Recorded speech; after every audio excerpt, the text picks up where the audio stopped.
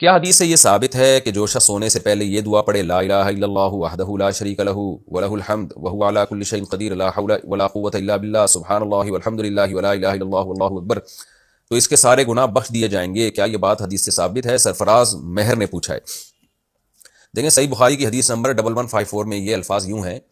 کہ جس کی رات کو آنکھ کھل جائے سوتے ہوئے میں، تو آنکھ کھلے اور پھر وہ یہ کلمات پڑھے لا الہ الا اللہ وحدہ لا شریک لہ لہ الملک ولہ الحمد وہو علی کل شیء قدیر الحمد للہ وسبحان اللہ ولا الہ الا اللہ واللہ اکبر ولا حول ولا قوۃ الا باللہ اللہم اغفر لی۔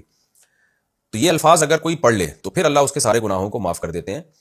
یہ جب رات کو سوتے ہوئے میں آنکھ کھل جائے۔ باقی رات کو سونے سے پہلے کیا کرنا ہے تو وہ مختلف احادیث میں کہ سورہ آل عمران کا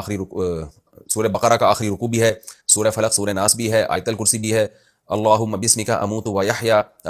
و احیا یہ دعا بھی ہے، اللہم اسلمت نفسی الیک ووجہت وجہی الیک وفوضت امری الیک والجأت ظہری الیک رغبۃ ورہبۃ الیک لا ملجأ ولا منجا منک الا الیک آمنت بکتابک الذی انزلت ونبیک الذی ارسلت، یہ بھی صحیح حدیث سے دعا ثابت ہے، اس کی بھی بڑی فضیلت ہے۔ اور اللہم بک وضعت جنبی وبک ارفع ان امسکت نفسی فاغفرها وارحمها وان ارسلتها فاحفظها بما تحفظ به عبادک الصالحین، یہ دعا بھی پڑھنی چاہیے، حدیث سے یہ بھی ثابت ہے۔